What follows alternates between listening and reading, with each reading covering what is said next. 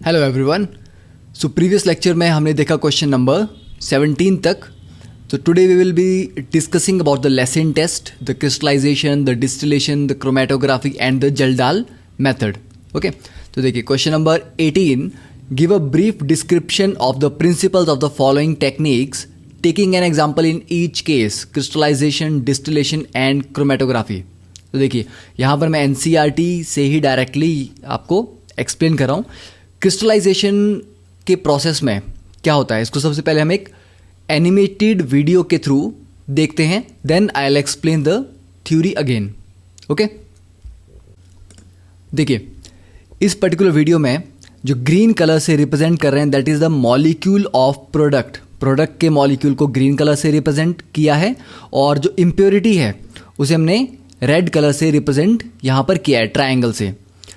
तो अब जब हमारे पास एक प्योर सैंपल है, आपके पास एक प्योर क्रिस्टल था, ठीक है, जो भी आपके पास सॉल्ट है, क्रिस्टल है, उसको आपने एक पर्टिकुलर सूटेबल सॉल्वेंट में डाल के रखा है।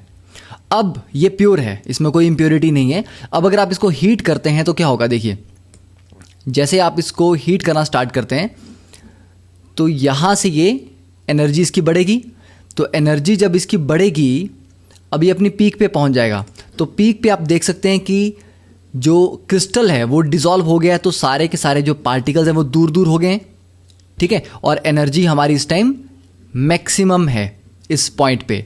अब उसके बाद अगर आप दोबारा इस सॉल्यूशन को ठंडा होने देते हैं तो ठंडा होने पे क्या होगा, एनर्जी धीरे धीरे कम होती जाएगी, और जब एनर्जी कम होगी तो क्रिस्टलाइजेशन दोबारा स्टार्ट हो जाएगी। तो जैसे इसकी एनर्जी कम होती है तो आप देख सकते हैं कि ये टॉप पॉइंट से धीरे नीचे की तरफ ट्रेवल करेगा, और ये सारे के सारे जो क्रिस्टल के पार्टिकल्स हैं ये दोबारा इकट्ठे हो जाएंगे और क्रिस्टल वापस बना देंगे। तो ये हो गया कि आपने क्रिस्टल को हीट किया तो वो डिसॉल्व हुआ, फिर ठंडा किया तो वापस वो रिक्रिस्टलाइज हो गया। अब इसी मेथड के थ्रू हम एक इम्प्योरिटी वाले क्रिस्टल को कैसे प्यूरिफाई कर सकते हैं। तो देखिए, recrystallising an impure sample with slow cooling. तो इंपॉर्टेंट पॉइंट है कि कूलिंग आपकी स्लो होनी चाहिए। अब देखिए इस पर्टिकुलर सिचुएशन में जो एनर्जी है, लेफ्ट साइड अगर आप यहाँ पर देखें तो एनर्जी इस इम्प्योर सैंपल की थोड़ी हाई है, जबकि राइट साइड पे ये जो प्योर क्रिस्टल आपको दिख रहा है इसकी एनर्जी लो है। तो जो भी इम्प्योर सैंपल होता है उसकी एनर्जी हमेशा ज़्यादा होती है, और जो प्योर होता है उसकी एनर्जी हमेशा कम होती है। अब इसमें क्या होगा, जैसे आप इसको हीट करना स्टार्ट करेंगे, अब सॉल्वेंट जो भी आप ले रहे हैं वो सॉल्वेंट ऐसा होगा कि जब लो टेम्परेचर है तो क्रिस्टल उसमें ज़्यादा डिसॉल्व नहीं होगा, पर जैसे भी टेम्परेचर बढ़ता जाएगा क्रिस्टल की सॉल्युबिलिटी भी बढ़ती जाएगी, ठीक है। तो यहाँ पर अगर इसको हम हीट करते हैं तो देखिए अब ये हीट करने पे क्रिस्टल पूरा डिसॉल्व हो गया यहाँ पे। ओके, तो डिसॉल्व होने पे क्या है कि इम्प्योरिटी का पार्टिकल भी बाहर निकल गया और सारे क्रिस्टल के पार्टिकल्स भी अलग अलग हो चुके हैं यहाँ पे। अब इसके बाद अगर इसको आप स्लोली ठंडा होने देते हैं, बिल्कुल स्लो, तो स्लो होते टाइम क्या होगा, जो क्रिस्टल के पार्टिकल्स हैं उनकी एक दूसरे को अट्रैक्ट करने की टेंडेंसी ज़्यादा है, क्योंकि वो एक तरह के हैं तो वो एक दूसरे को ज़्यादा स्ट्रांगली अट्रैक्ट करेंगे। बट क्रिस्टल का पार्टिकल इम्प्योरिटी को उतने स्ट्रांगली अट्रैक्ट नहीं कर पाएगा, ठीक है। तो डिफरेंस किस चीज़ में है कि जो इम्प्योरिटी है वो क्रिस्टल के पार्टिकल से बहुत ज़्यादा अट्रैक्टिव फोर्सेस नहीं एग्जर्ट कर रही, बट क्रिस्टल के पार्टिकल्स एक दूसरे पे ज़्यादा स्ट्रांगली अट्रैक्टिव फोर्स एग्जर्ट कर रहे हैं। इसलिए जब दोबारा इसको आप स्लोली ठंडा होने देंगे तो क्रिस्टल के पार्टिकल सारे इकट्ठे आ जाएंगे और इम्प्योरिटी बाहर ही छूट जाएगी, ठीक है। तो इस तरह से फाइनली हमारे पास इम्प्योरिटी बाहर रह गई सॉल्यूशन में, और क्रिस्टल प्योर फॉर्म में मिल गया और उसकी एनर्जी लोअर है। तो this is the method of crystallization, या उसको आप बोलते हैं रिक्रिस्टलाइजेशन। ओके, क्लियर है। तो एक सॉल्वेंट लेंगे ऐसा जिसमें लो टेम्परेचर पे सॉल्युबिलिटी कम होगी, हाई टेम्परेचर पे सॉल्युबिलिटी ज़्यादा होगी। उसको जब आप हीट करेंगे तो क्रिस्टल के पार्टिकल सारे अलग अलग हो जाएंगे, इम्प्योरिटी भी बाहर निकल जाएगी। फिर धीरे धीरे ठंडा होने देंगे तो वापस क्रिस्टल के पार्टिकल्स एक दूसरे के साथ जल्दी अटैच होंगे, क्योंकि वो एक जैसे हैं, उनके बीच में अट्रैक्टिव फोर्सेस ज़्यादा स्ट्रांग है और इम्प्योरिटी बाहर ही रह जाएगी। ओके, तो यही चीज़ यहाँ पर इस पैराग्राफ में एक्सप्लेन की गई है कि it is one of the most commonly use techniques for the purification of solid organic compounds. तो बेसिस क्या है इसका, अब ये बहुत इंपॉर्टेंट लाइन आपको याद रखनी है। It is based on the difference in the solubilities of the compound and the impurities in a suitable solvent. मतलब उस सॉल्वेंट में इम्प्योरिटी के डिसॉल्व होने की टेंडेंसी डिफरेंट है और क्रिस्टल के डिसॉल्व होने की टेंडेंसी डिफरेंट है। तो जब तक इन दोनों इम्प्योरिटी और क्रिस्टल की सॉल्युबिलिटीज में डिफरेंस नहीं होगा तब तक आप ये मेथड यूज़ नहीं कर सकते। ठीक है, इसका मतलब ये भी है कि कुछ सॉल्वेंट ऐसे भी हो सकते हैं जिनमें इम्प्योरिटी भी उतनी ही जल्दी डिसॉल्व होगी जितनी जल्दी क्रिस्टल होगा, तो वो सॉल्वेंट इसके लिए यूज़ नहीं किया जा सकता। सॉल्वेंट ऐसा होना चाहिए जिसमें क्रिस्टल की सॉल्युबिलिटी डिफरेंट हो और इम्प्योरिटी की सॉल्युबिलिटी डिफरेंट हो। तो देखिए, impure compound is dissolved in a solvent in which it is sparingly soluble at room temperature. कि रूम टेम्परेचर पे वो ज़्यादा डिसॉल्व नहीं होगा, but appreciably soluble at higher temperature. High temperature heat करने पे वो ज़्यादा सॉल्यूबल होता है। ये काफ़ी इंपॉर्टेंट पॉइंट है। ओके, तो सॉल्यूशन कंसनट्रेट होता जाएगा, फिर उसको स्लोली कूल करेंगे। तो इसी प्रोसेस को, ऐसा नहीं कि एक ही बार करने पे सारी इंप्योरिटीज़ बाहर निकल जाएंगी। अगर आप इस प्रोसेस को रिपीट करते रहते हैं बार बार, तो धीरे धीरे हर बार कुछ इंप्योरिटीज़ निकलती जाएंगी, तो आपके पास ज़्यादा प्योर सैंपल आता जाएगा। Okay, you can repeat this process. Okay, तो ये पैराग्राफ आप डायरेक्टली एनसीईआरटी से ही पढ़ के उसको एग्जाम में लिखें। Second is distillation. तो कि डिस्टिलेशन में क्या करते हैं हम, तो डिस्टिलेशन का हम पहले डायग्राम यहाँ पर समझ लेते हैं।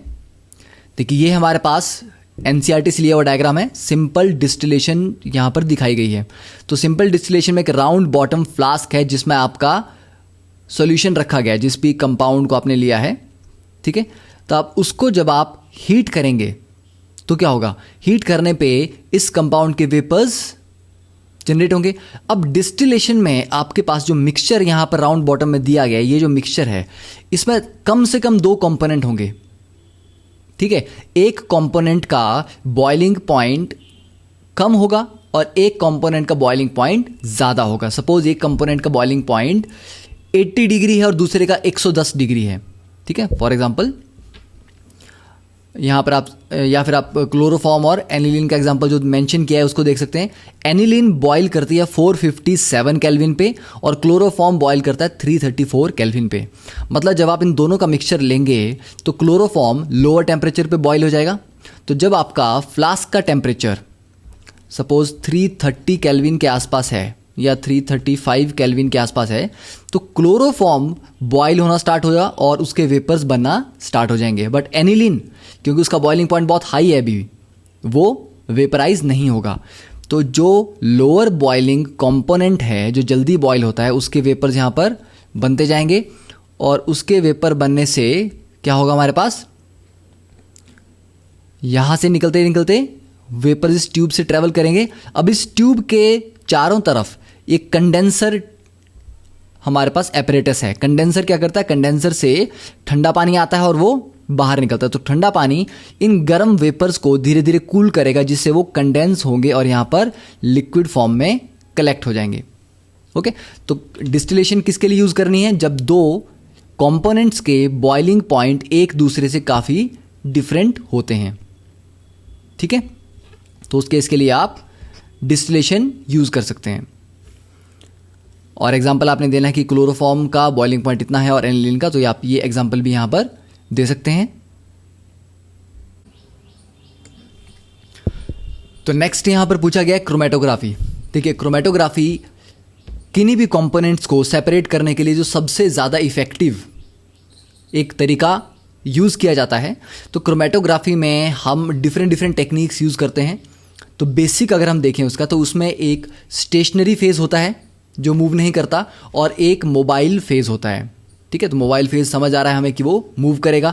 तो मोबाइल फेज़ आपका सॉल्वेंट होता है जनरली, जो लिक्विड हो सकता है या गैस भी हो सकता है। ठीक है, अब देखिए मोबाइल फेज़ से होता क्या है, इस वीडियो के थ्रू हम यहाँ पर समझेंगे। ये एक पर्टिकुलर मॉलिक्यूल है एक पर्टिकुलर कंपोनेंट का। तो जब आप मिक्सचर ऑफ प्रोडक्ट ले रहे हैं तो मिक्सचर में बहुत सारी वैरायटी के मॉलिक्यूल्स होंगे। ओके, तो ये आपके पास जैसी सैंपल है। तो इस मिक्सचर में तो बहुत डिफरेंट तरह के मॉलिक्यूल्स हैं। अब उन डिफरेंट मॉलिक्यूल्स को या डिफरेंट कंपोनेंट्स को एक दूसरे से अलग कैसे करेंगे हम, ये हमने यहाँ पर एक क्रोमेटोग्राफी पेपर लिया। इस पेपर पे हमने उस सैंपल का एक स्पॉट बना दिया, एक ड्रॉप यहाँ पर डाल के। अब देखिए, ये आपका स्टेशनरी फेज है, ठीक है, जिस पे थिन लेयर प्लेट, मतलब ग्लास की एक प्लेट होगी बहुत पतली, उसके ऊपर एक स्पेशल कोटिंग की जाती है। ओके, तो वो जो कोटिंग है उस कोटिंग को हम स्टेशनरी फेज बोलते हैं, क्योंकि वो मूव नहीं करती। और यहाँ जो सॉल्वेंट आपको दिया गया है, एलुएंट, ओके, ये सॉल्वेंट आपका मोबाइल फेज। अब सॉल्वेंट कभी भी आप अगर एक ब्लॉटिंग पेपर को पानी में डालें तो देखेंगे कि पानी धीरे धीरे ऊपर की तरफ चढ़ने लगता है, जिसको हम कैपिलरी एक्शन बोलते हैं, ठीक है। तो कैपिलरी एक्शन की वजह से जो यहाँ पर सॉल्वेंट है ये धीरे धीरे ऊपर ट्रैवल करेगा, मोबाइल फेज है। और जैसे ये ऊपर ट्रैवल करेगा, इस ड्रॉप में मान लीजिए 10 अलग अलग कंपोनेंट्स हैं, 10 अलग अलग टाइप के मॉलिक्यूल्स हैं। हर मॉलिक्यूल की अट्रैक्शन मोबाइल फेज के लिए डिफरेंट होगी। इसका मतलब एक कंपोनेंट हो सकता है कि मोबाइल फेज के लिए ज़्यादा अट्रैक्शन दिखा रहा हो और स्टेशनरी फेज के लिए कम अट्रैक्शन दिखा रहा हो। तो जैसे जैसे मोबाइल फेज ऊपर जाएगा, वो कंपोनेंट मोबाइल फेज के साथ साथ ऊपर चलने लगेगा। दूसरा कंपोनेंट हो सकता है उसकी अट्रैक्शन स्टेशनरी फेज के लिए ज़्यादा हो और मोबाइल फेज के लिए कम हो, तो वो मोबाइल फेज के साथ चलेगा बट बहुत धीरे, क्योंकि उसकी अट्रैक्शन स्टेशनरी फेज के साथ ज़्यादा है। वो एक ही जगह पर रहना चाहता है, बट थोड़ी बहुत अट्रैक्शन मोबाइल फेज के साथ भी होगी, तो उसकी वजह से धीरे धीरे वो चलेगा। तो अगर 10 अलग अलग कंपोनेंट्स हैं तो सभी की अट्रैक्शन फोर्स मोबाइल फेज के साथ और स्टेशनरी फेज के साथ डिफरेंट होगी, इसलिए सभी डिफरेंट स्पीड से मोबाइल फेज के साथ ऊपर ट्रैवल करने लगेंगे। तो जैसे आपका ये सॉल्वेंट धीरे धीरे ऊपर कैपिलरी एक्शन की वजह से बढ़ेगा, तो देखिए डिफरेंट कंपोनेंट्स जो हैं डिफरेंट कलर्स के, वो एक दूसरे से अलग होना स्टार्ट हुए हैं। अब ये जो ऑरेंज कलर ऊपर जा रहा है, इसको आप ये बोल सकते हैं कि इसकी अट्रैक्शन मोबाइल फेज के साथ सबसे ज़्यादा थी, और ये जो यहाँ ब्राउन से कलर का कंपोनेंट है, इसकी अट्रैक्शन स्टेशनरी फेज के सबसे ज़्यादा थी, ठीक है। So that was all about basics of chromatography. बाकी पैराग्राफ आप डायरेक्टली एनसीईआरटी से पढ़ के उसको एज इट इज समझ के लिख सकते हैं एग्जाम में, that would be the best answer. Okay, अब देखते हैं question number 19। Describe the method which can be use to separate two compound with different solubilities in a solvent S. मतलब हमारे पास एक मिक्सचर है जिसमें 2 कंपोनेंट्स हैं, दोनों कंपोनेंट की सॉल्युबिलिटीज डिफरेंट हैं एक पर्टिकुलर सॉल्वेंट में, ठीक है। अब आप उन दोनों को सेपरेट करना चाह रहे हैं। अब इसके लिए अगर हम सिंपल क्रिस्टलाइजेशन यूज़ करें तो सिंपल क्रिस्टलाइजेशन क्या बोलती है कि इम्प्योरिटी और जो मेन आपका कंपाउंड है, दोनों की सॉल्युबिलिटीज़ डिफरेंट होनी चाहिए, ठीक है। अब दोनों की जो सॉल्युबिलिटी डिफरेंट होंगी एक पर्टिकुलर सॉल्वेंट में, और उस सॉल्वेंट में उनको डाल के आप हीट करेंगे तो हाई टेम्परेचर पे जाके वो दोनों सारे अलग हो जाते हैं। और जब आप स्लो कूलिंग करते हैं, जब कर्व नीचे आता है, तो क्रिस्टल जो प्योर उसके पार्टिकल्स हैं वो जल्दी क्रिस्टलाइज हो जाते हैं और इम्प्योरिटी बाहर रह जाती है। तो ये तो था इम्प्योरिटी के लिए।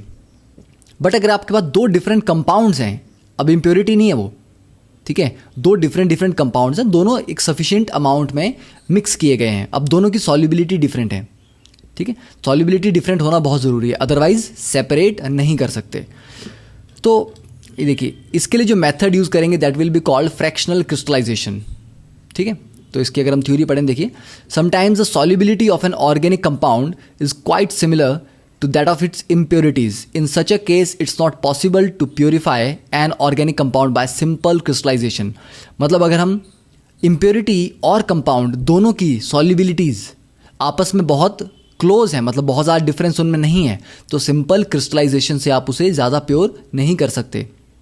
ओके, तो हमें क्या यूज़ करना पड़ेगा? Fractional crystallization. तो उसका मेथड क्या है? First, preparing a hot concentrated solution. पहले आप एक हॉट कंसनट्रेटेड उसका सॉल्यूशन बनाएंगे, उसके बाद सॉल्यूशन को धीरे धीरे ठंडा होने देंगे अपने आप। तो उससे क्या होगा कि दो कंपाउंड, मान लीजिए मेरे पास ए और बी हैं, ए की सॉल्युबिलिटी कम है और बी की सॉल्युबिलिटी ज़्यादा है। तो जब सॉल्यूशन धीरे धीरे ठंडा होगा तो जिसकी सॉल्युबिलिटी कम होगी वो उसके क्रिस्टल पहले बनेंगे। तो जैसे उसके क्रिस्टल बनना स्टार्ट हो रहे हैं, आप केयरफुली उन क्रिस्टल्स को बाहर निकालते जाएं। तो अगर ए की सॉल्युबिलिटी कम है तो ए के क्रिस्टल्स जल्दी बनेंगे, तो उन क्रिस्टल्स को अगर हम बाहर निकाल दें तो हमने मिक्सचर से ए को धीरे धीरे रिमूव करना स्टार्ट कर दिया है। तो बचा हुआ जो भी सॉल्यूशन होगा उसमें बी ज़्यादा परसेंटेज में रहेगा, उसमें वो रिच होता जाएगा। तो वैसे ही और जब ठंडा होगा तो थोड़ी देर के बाद बी के क्रिस्टल भी बनने लगेंगे। तो एक बार आपने ये क्रिस्टलाइजेशन का प्रोसेस किया, अब अगली बार फिर से इसको गर्म करें, एक हॉट कंसनट्रेटेड सॉल्यूशन बनाएं, फिर से उसको धीरे धीरे ठंडा होने दें। तो सबसे पहले किसके क्रिस्टल्स बनेंगे? ए के, क्योंकि उसकी सॉल्युबिलिटी कम है, उनको फिर से बाहर निकालें, थोड़े बहुत जो बन रहे हैं। फिर जो बचा हुआ सॉल्यूशन है वो बी में रिच होगा, ज़्यादा प्योर होगा। तो ऐसा अगर आप बार बार करते जाएंगे तो फाइनली ए के क्रिस्टल्स हम बिल्कुल अलग कर देंगे और बाकी जो सॉल्यूशन बचेगा वो ठंडा होने पे जो क्रिस्टल बनाएगा उनमें बी ही मैक्सिमम होगा। ओके, तो इस तरह से हम रिपीटेड प्रोसेस से हम ज़्यादा हाई प्योरिटी अचीव कर सकते हैं। तो ये आप पैराग्राफ उसके लिए पढ़ सकते हैं, इसको आराम से समझ सकते हैं।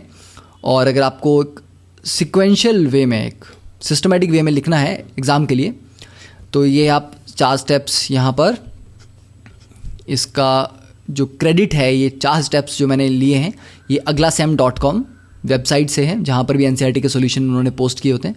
तो उन्होंने ये 4 स्टेप्स डिफाइन किए हैं कि पहले प्रेपरेशन ऑफ सॉल्यूशन हम लिखेंगे कि पाउडर्ड मिक्सचर को फ्लास्क में लेके हमने धीरे धीरे सॉल्वेंट डाला, उसे अच्छे से मिलाया, एक सैचुरेटेड सॉल्यूशन बनाया।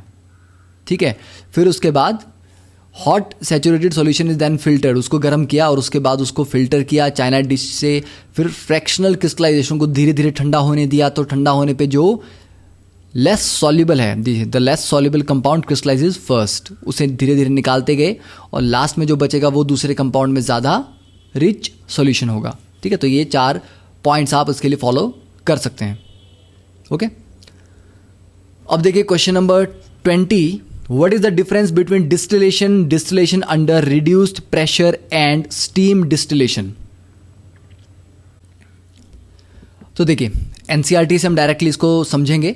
डिस्टिलेशन का मतलब है कि जब दो कंपोनेंट की बॉइलिंग पॉइंट एक दूसरे से काफ़ी डिफरेंट होते हैं, कम से कम 20 से 30 डिग्री का उनमें डिफरेंस होना चाहिए, कम से कम 20 से 30 डिग्री। ठीक है, तो जो कम बॉइलिंग पॉइंट वाला होगा उसके वेपर जल्दी बनेंगे, उन वेपर्स को आप बाहर निकाल के ठंडा करके अलग कर लें तो वो कंपोनेंट अलग हो गया। ठीक है, तो ये पैराग्राफ आप डिस्टिलेशन का यहाँ पर डायरेक्टली लिख सकते हैं एनसीईआरटी से, और एक क्लोरोफॉर्म और एनिलीन का एग्जाम्पल भी उसमें कोट कर सकते हैं। ठीक है, अब देखिए सेकेंड इज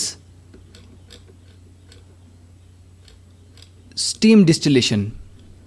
स्टीम डिस्टिलेशन में क्या होता है, हम जो स्टीम वॉलेटाइल कंपाउंड्स हैं उनके लिए यूज़ कर सकते हैं।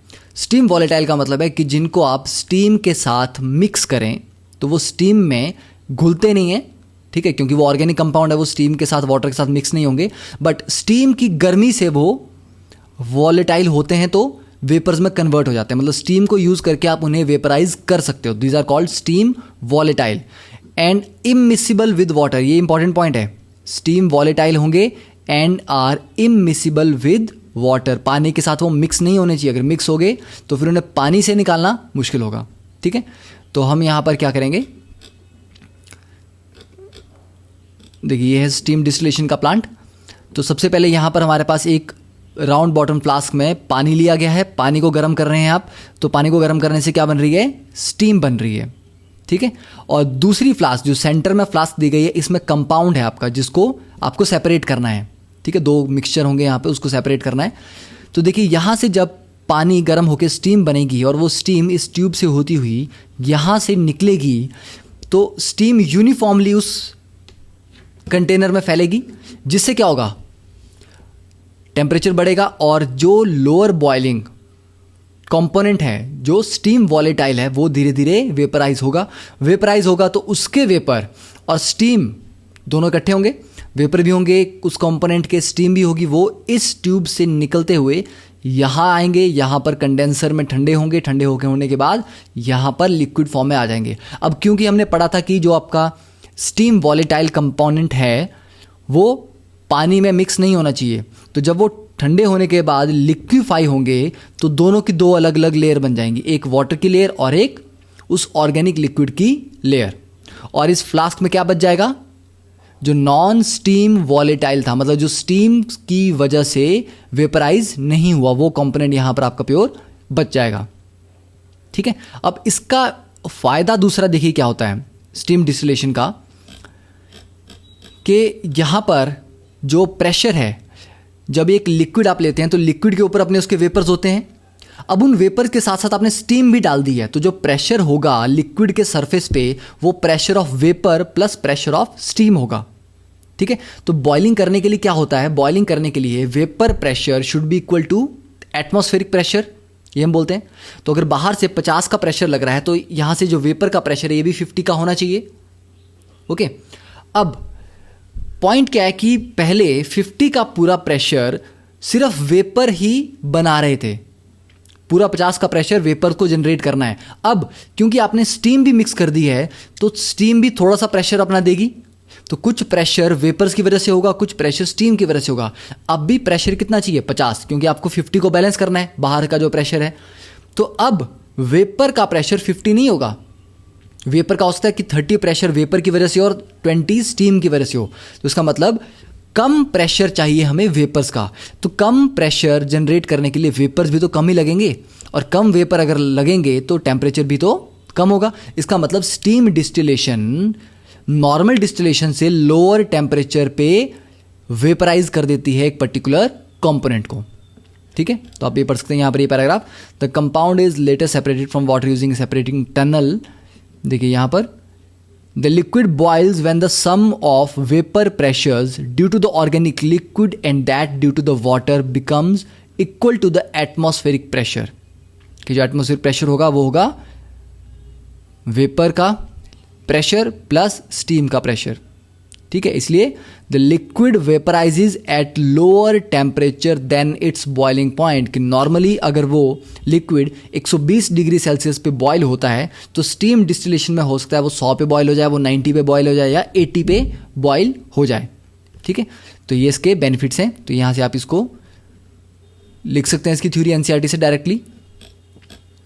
And next is the distillation under reduced pressure. देखिए रिड्यूस्ड प्रेशर में क्या होता है, अगर मैं कहूं कि पानी 100 डिग्री सेल्सियस पे बॉयल होता है तो क्या है कि ये यूनिवर्सली करेक्ट स्टेटमेंट होगी कि पानी 100 डिग्री सेल्सियस पे बॉयल होता है?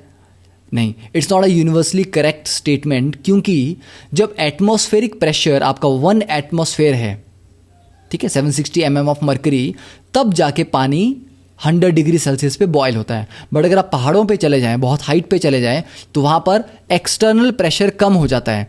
तो एक्सटर्नल प्रेशर कम हो गया तो उसको बैलेंस करने के लिए जो वेपर प्रेशर है वो भी कम चाहिए, मतलब कम नंबर ऑफ वेपर चाहिए। तो कम वेपर बनाने के लिए टेम्परेचर भी कम चाहिए। ठीक है, तो अब आपका पानी, अगर आप हाइट पे हैं, काफ़ी किसी अच्छे पहाड़ पे हैं हाइट पे, तो जो पानी पहले ग्राउंड लेवल पे, सी लेवल पे 100 डिग्री सेल्सियस पे बॉयल होता है, अब वो 90 पे भी बॉयल हो सकता है, 88 पे भी बॉयल हो सकता है।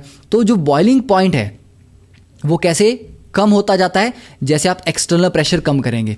तो अगर मैंने एक्सटर्नल प्रेशर को काफ़ी रिड्यूस कर दूं तो 100 डिग्री सेल्सियस की जगह पानी 50 डिग्री सेल्सियस या 40 डिग्री सेल्सियस पे भी बॉयल हो सकता है। और अगर प्योर वैक्यूम कर दूं, सपोज बाहर का मैंने हवा पूरा एटमॉस्फेयर उड़ा दिया, प्योर वैक्यूम हो गया, तो सारा का सारा पानी इमीडिएटली वेपराइज कर जाएगा, इमीडिएटली वेपर में कन्वर्ट हो जाएगा बिना गर्म किए। ठीक है, तो वही हम यहाँ पर कर रहे हैं कि जब आप एक्सटर्नल प्रेशर रिड्यूस करते हो तो बॉइलिंग पॉइंट कम हो जाता है।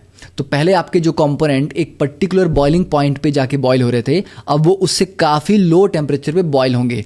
फ़ायदा इसका क्या है, देखिए कभी कभी क्या होता है कि एक कंपोनेंट का मान लीजिए बॉइलिंग पॉइंट 150 डिग्री सेल्सियस है, तो उसको आप 150 तक हीट करोगे तभी बॉयल होगा, वो वेपर बनेंगे उसके। बट वहाँ पर एक रिस्क है कि 150 डिग्री के आसपास वो कंपोनेंट डिकम्पोज कर सकता है। अगर वो डिकम्पोज ही कर गया तो आपका तो पूरा प्रोसेस फेल हो गया। ठीक है, तो हमें क्या करना है, उसे बॉयल भी करना है, पर हम ये भी रिस्क नहीं लेना चाहते कि वो डिकम्पोज कर जाए। तो हम एक्सटर्नल प्रेशर रिड्यूस कर देते हैं, जिससे बॉइलिंग पॉइंट कम आ जाता है। तो अब वो 150 डिग्री सेल्सियस की जगह हम उसको बॉयल करा रहे हैं 100 या 110 डिग्री सेल्सियस पे, तो जिससे उसे डिकम्पोज होने के चांसेस कम हो गए। ठीक है, तो उस केस में आप ये distillation under reduce pressure use कर सकते हो।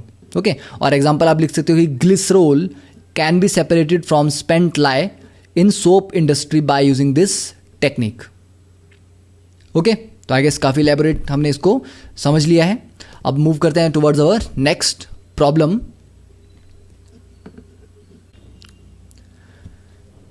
देखिए, next question is discuss the chemistry of Lassaigne test. काफ़ी इंपॉर्टेंट टेस्ट है आपके कॉम्पिटिटिव एग्जाम्स के लिए भी और आपके बोर्ड एग्जाम्स के लिए भी। ठीक है, तो देखिए, फर्स्ट इज लेसन टेस्ट को यूज करते हैं हम nitrogen, sulphur, halogens and phosphorus की डिटेक्शन के लिए। ठीक है, किसके लिए? डिटेक्शन के लिए, नॉट फॉर एस्टिमेशन। दो तरह के टेस्ट होते हैं, क्वांटिटेटिव टेस्ट होता है और एक क्वालिटेटिव टेस्ट होता है। क्वालिटी का मतलब है आप ये पता लगाना चाह रहे हैं कि क्या चीज़ है। ठीक है, जस्ट क्वालिटी। क्वांटिटी कितनी है इसका आपको मतलब नहीं है, मुझे बस ये पता करना है कि इस पर्टिकुलर कंपाउंड में क्या नाइट्रोजन है या क्या सल्फर है या हेलोजन है या नहीं है। ठीक है, तो उस तरह के एनालिसिस को बोलते हैं क्वालिटेटिव एनालिसिस, जो क्वालिटी के बारे में बात करता है। अब अगर मुझे ये चेक करना है कि अगर ठीक है नाइट्रोजन है तो कितनी है, तो वो मैं यूज करूंगा क्वांटिटेटिव एनालिसिस।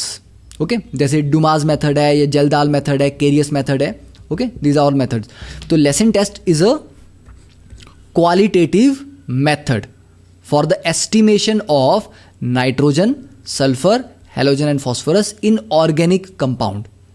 तो हम क्या करते हैं, सबसे पहले हम उस ऑर्गेनिक कंपाउंड को लेके सोडियम के साथ, सोडियम का एक छोटा सा आप पीस ले सकते हैं सोडियम मेटल का।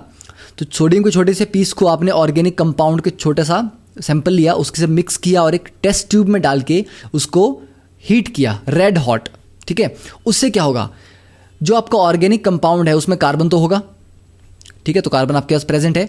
अगर उसमें नाइट्रोजन है तो सोडियम उस कार्बन और नाइट्रोजन से कंबाइन करके NaCN बना देगा। ठीक है, अगर आपके ऑर्गेनिक कंपाउंड में सल्फर है तो आपका सोडियम सल्फर से कंबाइन करके Na2S बना देगा। अगर उसमें हेलोजन है, क्लोरीन, ब्रोमीन या आयोडीन, फ्लोरीन की बात नहीं करेंगे, सिर्फ क्लोरीन, ब्रोमीन या आयोडीन, अगर ये हैं तो सोडियम के साथ कंबाइन करके वो NaCl, NaBr या NaI बना देगा।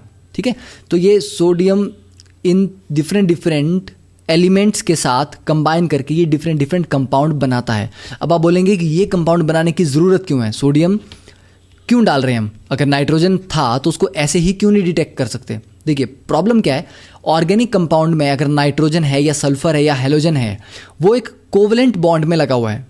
ठीक है, हम चाहते हैं कि वो एक आयनिक बॉन्ड में आ जाए। ओके, क्योंकि हमारा जो टेस्ट है ये इसी के ऊपर बेस्ड है कि आयनिक बॉन्ड एक सूटेबल सॉल्वेंट में पानी में डिसॉल्व करने पे आयन्स अलग हो जाते हैं, फिर वो आयन किसी और आयन के साथ कंबाइन करके प्रेसिपिटेट बना सकता है या कोई और कलर शो कर सकता है। तो उसके लिए उसका आयनिक फॉर्म में होना बहुत ज़रूरी है, कोवलेंट फॉर्म में नहीं होना चाहिए। तो ये जो सोडियम के साथ हीट करने का रीज़न है, this is to convert these elements, the elements present in the compound, organic compound, are converted from the covalent form into the ionic form by fusing with the sodium, sodium के साथ गर्म करके। ठीक है, तो क्या purpose है, उसको कोवलेंट से आयनिक फॉर्म में कन्वर्ट करना है। एक बार कन्वर्ट हो गए, अब देखें टेस्ट कैसे हम कर सकते हैं। तो ध्यान यहाँ पर रहे, कार्बन, नाइट्रोजन, सल्फर और हेलोजन ये कहाँ से आ रहे हैं, ये आपके ऑर्गेनिक कंपाउंड से आ रहे हैं, और सोडियम आपने मेटल अलग लिया हुआ है। तो फर्स्ट टेस्ट जो है कि नाइट्रोजन डिटेक्ट करने के लिए टेस्ट क्या है, देखिए जो NaCN आपके पास बना, सोडियम फ्यूजन एक्सट्रैक्ट। ठीक है, इसका आपको मैं इसके बाद एक एनिमेटेड वीडियो दिखाऊंगा कि एग्जैक्टली हम कैसे इसको कर रहे हैं। तो NaCN जो आपका बना, उसमें साइनाइड आयन है, Cn नेगेटिव। अब इसको आप FeSO4 फेरस सल्फेट के साथ बॉयल करते हैं, तब ये बनाता है सोडियम हेक्सासाइनोफेरेट Na4FeCN6। इसमें ध्यान रखना है कि आयरन 2 पॉजिटिव ऑक्सीडेशन स्टेट में है। अब इसको जब आप एसिडिफाइड H2SO4 में हीट करते हैं, क्या करेंगे, मतलब H2SO4 डाल के इसको एसिडिफाई कर सकते हैं, या HCl डाल के इसको एसिडिफाई कर सकते हैं और साथ में उसको गर्म करेंगे, ठीक है। या अगर ये नहीं करना चाहते तो आप FeCl3 डाल दो। उससे क्या होगा, अगर आपने डायरेक्टली FeCl3 डाल दिया तो यहाँ पर हमारे पास एक Fe3 पॉजिटिव आ जाएगा, ठीक है। ये जो आयरन है यहाँ पे, ये आयरन 3 है, मीन्स 3 पॉजिटिव, और स्क्वायर ब्रैकेट के अंदर ये वाला जो आयरन है ये 2 पॉजिटिव है, ठीक है। तो 3 पॉजिटिव आयरन लाने के लिए या तो हम FeCl3 यूज़ करते हैं, या H2SO4 के साथ हीट करने से कुछ Fe2 पॉजिटिव जो यहाँ था FeSO4 का, वो ऑक्सीडाइज होकर Fe3 पॉजिटिव में चला जाता है, ठीक है। तो ये इंपॉर्टेंट है कि Fe2 पॉजिटिव से Fe3 पॉजिटिव बनना चाहिए, तभी आपके पास ये कंपाउंड आएगा आयरन 3 हेक्सासाइनोफेरेट 2 या फेरिक फेरोसाइनाइड, और इसका कलर को क्या बोलते हैं, प्रशियन ब्लू कलर। तो अगर आपका ये टेस्ट करने के बाद प्रशियन ब्लू कलर आ रहा है तो उससे कंफर्म होता है कि नाइट्रोजन प्रेजेंट है, ठीक है। नेक्स्ट टेस्ट है सल्फर के लिए। सल्फर के लिए क्या करेंगे, अगर कंपाउंड में सल्फर था तो सोडियम से कंबाइन करके वो पहले Na2S बनाएगा, उसको आपने एसिटिक एसिड के साथ एसिडिफाई किया, फिर उसमें डाला लेड एसीटेट PbCH3CO ट्वाइस, ठीक है, लेड एसीटेट डाला, तो इसका जो लेड 2 पॉजिटिव है वो S2 नेगेटिव से कंबाइन करके PbS लेड सल्फाइड बनाएगा, जो कि एक ब्लैक कलर का प्रेसिपिटेट है। तो आपकी जो टेस्ट ट्यूब है उसके बॉटम पे ब्लैक कलर का प्रेसिपिटेट आ जाएगा, जिससे कंफर्म होगा कि सल्फर प्रेजेंट था।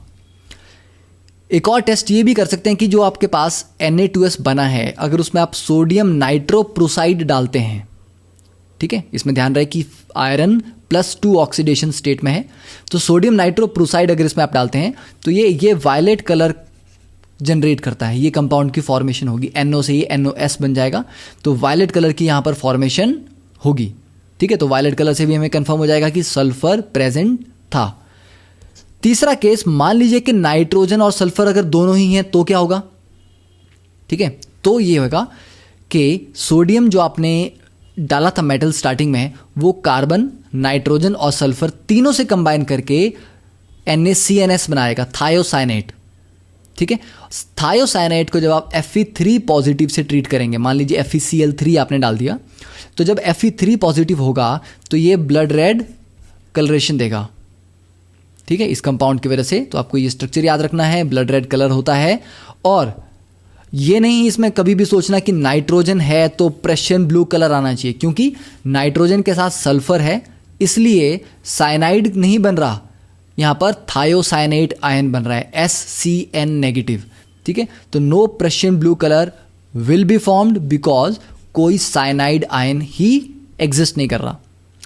अब एक केस ये है कि अगर सोडियम आपने बहुत ही ज़्यादा डाल दिया, कि थोड़ा सा सोडियम मेटल लेना था स्टार्टिंग में, आपने ज़्यादा डाल दी क्वांटिटी, तो क्या होगा, ये जो पहले NaCNS बनेगा या NaSCN, सॉरी एक्चुअली इसको NaSCN लिखना चाहिए, ठीक है, इसको आप, ठीक है, that would be more accurate. तो सोडियम थायोसाइनेट जो बन रहा है वो एक्सेस सोडियम के साथ कंबाइन करके NaCN और Na2S दो अलग अलग फिर से बना देता है। अब ये जो साइनाइड हैं ये प्रशियन ब्लू कलर देंगे, ये जो सल्फाइड है ये नाइट्रोप्रोसाइड के साथ रिएक्ट करके वायलेट कलरेशन देगा। तो मतलब ये दोनों आयन अब अपने अलग अलग टेस्ट दे सकते हैं, कब, जब आपने एक्सेस में सोडियम लिया हुआ है। और नेक्स्ट वन ही हेलोजन अगर हम यूज़ करते हैं, मतलब ऑर्गेनिक कंपाउंड में आपके हेलोजन प्रेजेंट है, तो सोडियम के साथ कंबाइन करके वो बनाएगा NaX, फिर उसको HNO3 नाइट्रिक एसिड के साथ एसिडिफाई करेंगे, उसके बाद उसमें AgNO3 डालेंगे, तो सिल्वर पॉजिटिव X नेगेटिव से कंबाइन करके बनाएगा AgX, जैसे AgCl, AgBr, AgI। अब अगर कुछ वाइट कलर का प्रेसिपिटेट आपका बन रहा है तो उससे आपको आइडिया लगना चाहिए कि ये AgCl होगा, ठीक है। वाइट कलर का प्रेसिपिटेट AgCl का होता है। पेल येलो, बहुत स्लाइट येलो कलर का प्रेसिपिटेट बन रहा है तो AgBr, और येलो कलर का प्रेसिपिटेट बन रहा है तो silver iodide AgI। Next step कि पक्का कंफर्म कर लें, कई बार होता है कि AgCl और AgBr में कंफ्यूजन रहता है, तो हम क्या करेंगे, हम उस प्रेसिपिटेट को NH4OH के सॉल्यूशन में डालेंगे। अगर वो घुल गया तो AgCl पक्का कंफर्म हो गया, अगर वो बहुत थोड़ा सा डिजॉल्व हो रहा है तो AgBr, और अगर बिल्कुल भी डिजॉल्व नहीं हो तो AgI। तो 2 स्टेप में कन्फर्मेशन होती है। एक आप प्रेसिपिटेट का कलर देखते हो, नेक्स्ट स्टेप में आप उसको अमोनियम हाइड्रोक्साइड के साथ, या आप बोल सकते हो कि एक्वस अमोनिया के सॉल्यूशन के साथ डिजॉल्व करके कंफर्म कर लेते हैं। ठीक है, अब ज़्यादा इंपॉर्टेंट पॉइंट इसमें जो लास्ट में यहाँ पर रेड से मैंने लिखे हुए हैं, अगर organic compound contains nitrogen, sulphur और हेलोजन तीनों ही हैं तो क्या करेंगे, तो लेसन एक्सट्रैक्ट को पहले कंसंट्रेटेड HNO3 के साथ बॉयल करते हैं। क्यों करते हैं, क्योंकि इसमें नाइट्रोजन की वजह से जो NaCN बनेगा और सल्फर की वजह से जो Na2S बनेगा, ये हेलोजन के टेस्ट में इंटरफेयर करते हैं। ठीक है, तो इनको आपको हटाना पड़ेगा। तो हटाने के लिए आप कंसंट्रेटेड HNO3 के साथ उसको बॉयल करेंगे, जिससे NaCN plus HNO3 NaNO3 plus HCN निकल जाएगा। अब HCN एक कोवलेंट कंपाउंड है, तो यहाँ पर ये साइनाइड इजीली बाहर नहीं निकलेंगे, तो ये इंटरफेयर नहीं करेंगे। वैसे ही Na2S आयनिक है बट H2S कोवलेंट है, तो यहाँ पर भी सल्फाइड S2 नेगेटिव बाहर नहीं निकल सकता, अब तो इंटरफेयर नहीं करेगा। ठीक है, तो साइनाइड और सल्फाइड को आयनिक से कोवलेंट में कन्वर्ट करने के लिए, ताकि वो X के हेलोजन के टेस्ट में इंटरफेयर ना करें, हम कंसंट्रेटेड HNO3 डालते हैं। ओके, इंटरफेयर कैसे करते हैं, मान लीजिए अगर साइनाइड प्रेजेंट रहेगा और आप AgNO3 यहाँ पर डालेंगे हेलोजन को डिटेक्ट करने के लिए, तो NaCN प्लस AgNO3 AgCN का वाइट प्रेसिपिटेट दे देगा। आप सोचोगे कि वाइट प्रेसिपिटेट आ रहा है मतलब क्लोराइड होना चाहिए, जबकि एक्चुअल में ये साइनाइड है। और जो Na2S है ये AgNO3 से कंबाइन करके Ag2S का ब्लैक कलर का प्रेसिपिटेट दे देगा। ठीक है, तो इस तरह से ये इंटरफेयर करते हैं। ओके, तो I think that much is sufficient. अब हम एक वीडियो देख लेते हैं जिसमें एग्जैक्टली इस एक्सपेरिमेंट को कैसे किया गया है। ठीक है, वो आपको क्लियरली विजिबल होगा। इस टेस्ट में सबसे पहले हम क्या करते हैं, सोडियम का छोटा सा पीस आपने यहां पर एक टेस्ट ट्यूब में लिया और उसको हीट किया पहले। ठीक है, अब इसको आपने हीट किया, सिर्फ सोडियम है अभी हमारे पास। अब सोडियम मेल्ट हो जाएगा। अब मेल्ट होने के बाद अब इसमें आप क्या डालेंगे, थोड़ा सा ऑर्गेनिक कंपाउंड जिसको आपको टेस्ट करना है। अब ये आपने थोड़ा सा ऑर्गेनिक कंपाउंड लिया और इसको इस टेस्ट ट्यूब में डाल दिया जिसमें ऑलरेडी सोडियम डला हुआ था। अब इस मिक्सचर को आप रेड हॉट तक हीट करेंगे फ्लेम पे। ठीक है, अब देखिए यहाँ पे ये रेड हॉट हो रहा है टेस्ट ट्यूब। अब इसके बाद इस टेस्ट ट्यूब को डिस्टिल्ड वाटर में डालेंगे। ये हमने एक छोटा सा चाइना डिश ली, चाइना डिश में डिस्टिल्ड वाटर लिया हुआ है। अब ये गरम गरम टेस्ट ट्यूब को लाके इसमें डाल देंगे, तो गर्म होने की वजह से क्या होगा, ये क्रैक कर जाएगी। ठीक है, आप उसको थोड़ा सा प्रेशर लगा सकते हैं, उससे वो क्रैक कर जाएगी। तो सारा का सारा वो जो सॉल्यूशन था वो उसमें पानी मिक्स हो जाएगा। अब क्योंकि उसमें ग्लास भी है तो उसको हम पहले फिल्टर कर लेंगे। ठीक है, अब फिल्टर करने के बाद ये जो आपका टेस्ट ट्यूब में यहाँ पर इकट्ठा हुआ है, इसको हम क्या बोलते हैं, this is called sodium extract या सोडियम फ्यूजन एक्सट्रैक्ट। ठीक है, तो इस तरह से आप 3-4 या डिफरेंट टेस्ट ट्यूब्स में इसको इकट्ठा कर सकते हैं। ये आपका सोडियम फ्यूजन एक्सट्रैक्ट बन गया। ओके, अब इन अलग अलग टेस्ट ट्यूब्स को आप अलग अलग एक्सपेरिमेंट्स के लिए यूज़ करें। ठीक है, जैसे पहले हम सपोज नाइट्रोजन का टेस्ट कर लेते हैं। तो नाइट्रोजन का अगर आप टेस्ट पहले करते हैं तो ये जो आपका सोडियम फ्यूजन एक्सट्रैक्ट है, इसमें क्या डाला हमने सबसे पहले, FeSO4। तो FeSO4 से क्या बना, सोडियम फेरोसाइनाइड।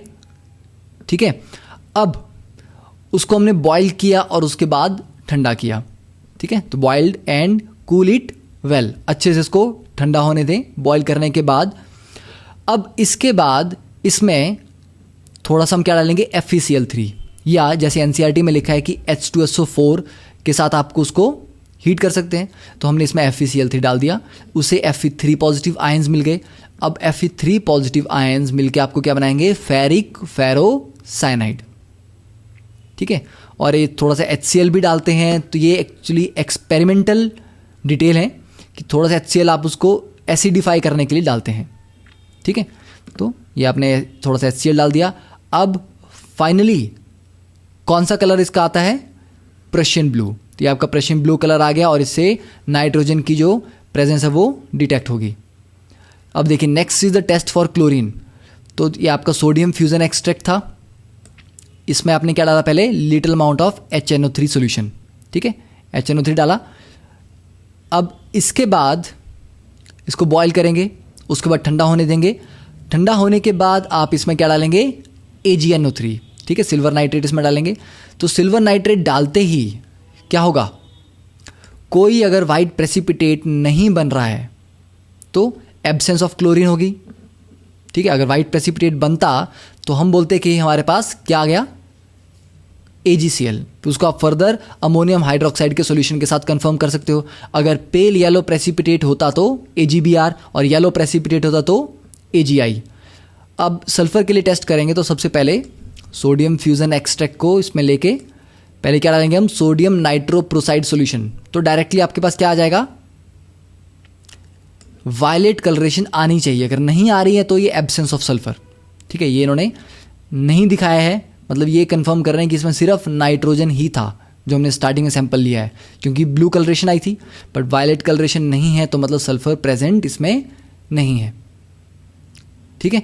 तो इस तरह से हम टेस्ट कर सकते हैं। ये आपका प्रॉपर प्रोसीजर मैंने आपको दिखा दिया। और ये एक अमृता वर्चुअल लैब, आप इसको गूगल पे सर्च कर सकते हैं। इस पे कुछ एनिमेशन, बहुत अच्छी क्वालिटी के एनिमेशन अवेलेबल हैं and it is an initiative of MHRD, government का इनिशिएटिव है। Okay, so all credit is to this lab for this video. I am using it for non commercial purposes.